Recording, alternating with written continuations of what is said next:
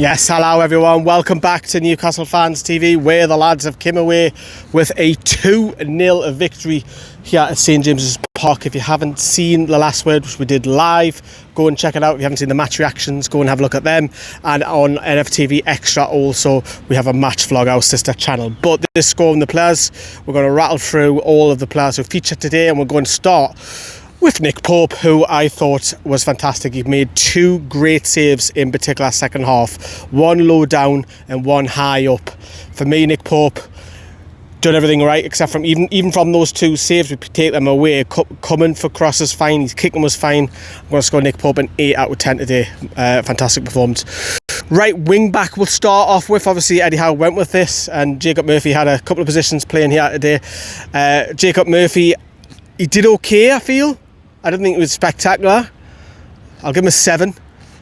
Obviously went to right wing later on in that second half, but we didn't really see enough of the outfield players for me in the final third doing enough for me. A 7 for me. Fabian Schär alongside him again had a fairly easy, comfortable afternoon for me. Was he troubled? Obviously Nicolas Jackson. Obviously we'll talk about the red card of Sven Botman in a minute, but even before then, it looked quite easy for Fabian Schär. I'll score him a 7 as well. Alongside him, Sven Botman, absolutely fantastic to see him back. Brilliant to see him back. Was in the wars with Nicolas Jackson with the elbow at the head. But even before he was substituted in the 55th minute, I just thought he handled everything great, and it's good to get him almost an hour a day. And will he get a starting place in the last couple of games? Maybe not, depending on the Trippier situation, but I thought he handled it really well, and that was probably tactical and a banned substitution in the 55th minute. But for me, Sven Botman, I'm going to score him an 8 just because of the return. I thought he was calm, and alongside him to the left, Dan Burn, I'm also going to score him an 8. Sloppy couple of balls, yes, but apart from that, I thought he was a leader. I thought he was a warrior. He's won everything in the air. Great. Particular first half, second half, obviously Chelsea had a lot of the balls, had to deal with a lot of diminutive players positioning. I thought Dan Burn handled it absolutely spot on. Tino Livramento, great against his old side, of course. And going forward, that little reverse pass to Harvey Barnes second half was absolutely spectacular. But defensively, he was absolutely fantastic once again. Absolutely great. And I'm going to score him an 8 as well. Matching alongside his fellow colleagues, alongside him, 1 or 2 others, scoring high there. I just thought he handled Neto pretty well. And then over Madueke on the other side when they were swapping wings. So for me, another 8 for me. And then the 2 in midfield. Now when I seen this, I was like, against Chelsea's 3, that could be a little bit. There's a lot of running that's going to have to take place, and both of them scored. There you go. And you want your midfielders to step up.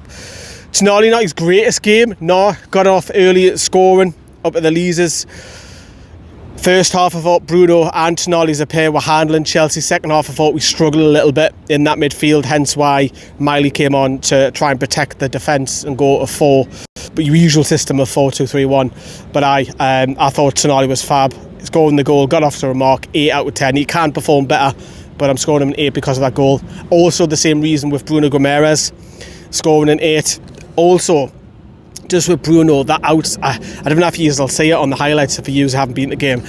In that second half, there's an outside ball passed by Bruno. Oh, it's world class, it's sensational to the right wing. It was absolutely unreal. If someone could then whip it in, score, that would have been up there for contender for goal of the month. But Bruno scoring the goal, yes, it took a little bit of luck. Got an early look though, deflected shot, and it loops over Robert Sanchez, who's got no chance of saving that, and it's 2-0, seals the game off, and he's doing 800 celebrations right in front of us in the Gallagher corner there. But we'll take that. That's 2-0 to Bruno, and that's an 8 out of 10 for me.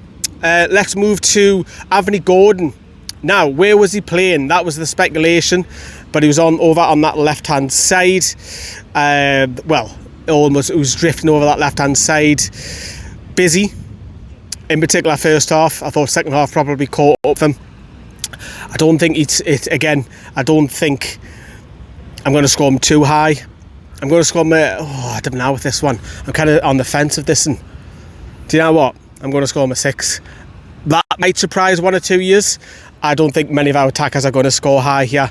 Gordon obviously substituted later on. And then Harvey Barnes, who got in some fantastic positions. His positional sense today was off the chart. It was class. But what he lacked massively is his final ball in the final third, and also the decision making let him down massively. Because of that, I'm going to match that with Harvey Barnes. I thought Harvey Barnes, if he got his shot off better or played the right pass at the right time, Newcastle could have created a lot more. I thought he let himself down a little bit, so I'm going to match that and score Harvey Barnes a 6 out of 10. Obviously, I see a wide angle view all game. That's the benefit of what you're watching it live. However, you guys who haven't been to the game see it in a replay several of times. So watching it on wide scale, yeah, same. Alexander Isak, again, I don't think that's his best game either. If I'm giving Gordon a 6, a Barnes a 6, I'm going to score Alexander Isak a 6 as well. I'll match that with all three of them. A lot can be done better. I just think it wasn't, for whatever reason, the fluidity wasn't there. I've just made up a word there. The fluidity. I have just made up a couple of words there. It just wasn't there, was it? Let's be honest. And I'll score him a 6 as well. I don't think Alexander Isak has been playing his greatest, to be honest with you, the last couple of games, but he steps up, scores a penalty last week under pressure. But you know what? Don't put a bet against him scoring against Arsenal next week, because the lad is world class. But he's allowed an off day. So there you go, and there's the starting 11. First substitution was Lewis Miley, brought on for Sven Botman when he tweaked it. I didn't think Miley really got into the game a great deal, to be honest with you, despite him having 40 minutes more or less. I don't want to be too harsh on the lad, but I didn't think he really had a massive impact. I scored him a 6 out of 10 for that as well. That was brought on to try and protect the defence, because Chelsea were then dominating the start off really well in that second half. Emil Kraft, of course, came on and moved to right back, and that moved Murphy back further forward. There's a few players who have played in different positions today, so like the likes of Barnes, likes of Murphy, Gordon in particular. And I try to be fair, I try to be honest with critique, and I know I'm going on a tangent here because I'm meant to be talking about Emil Kraft, but I try to be fair. It's not all 7s, 8, 9, 10s every single week. Sometimes one or two players don't perform, and sometimes it can be your best players. But Emil Kraft got a bit of war of words and wanted a gun for someone, didn't he, towards the end of the game? But steady Eddie, he was all right, a 6 out of 10 for me. And then we've seen a couple of late substitutions, which we are going to score non-applicable for the likes of Callum Wilson. I think it was Sean Longstaff, wasn't it, who came on very late on, didn't he? But there's your squad. I don't think I've missed. I've only made 4 subs, I'm sure of it. If I've missed anybody off, there's a graphic down there. If I haven't, then I haven't. But there we go. Let's rate Eddie Howe. Remember, you can play along in the comments down there below, you know. So for today, it was all important that we just won. Just win. That's all you got to do today. And people might talk about the second half was poor against 10 men, but the first half was brilliant. And again, it was almost a case of 2 halves, wasn't it? But first half, Newcastle were brilliant. We needed that second goal. It didn't come till very late on through Bruno. But you know what? We got 3 massive points. That's what we needed today. If I said to you, Newcastle win 2-0 today, before the game, these are all scoring Eddie Howe high. These all are.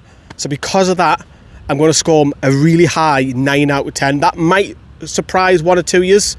I'm not talking about the whole 90 minutes of the performance. I'm talking about you had to win today, regardless if we played well or not. We got the 3 points. Newcastle need to qualify for the Champions League. If we play shite against Arsenal and we get a result, I don't give a shit. You don't give a shit. We practically have the door wide open, and that we're in the Champions League. I really feel like Newcastle only need 3 more points, and we could even potentially, with the league going on, we could even potentially finish second, which is madness. I don't think we will, but yeah, it's a good day for the Toon. Spirits are high, early kick-off, we can relax, watch the rest of today's football, enjoy the weather because it's absolutely stunning once more. Like I say, vlog on extra, last word, we've already done it live, and the match reactions have all gone out as well. Loads of content on both of our channels. But from St James's Park, I'll leave you with a view, and drop us a massive like on the video, everyone, and we'll see you very soon here on Newcastle Fans TV.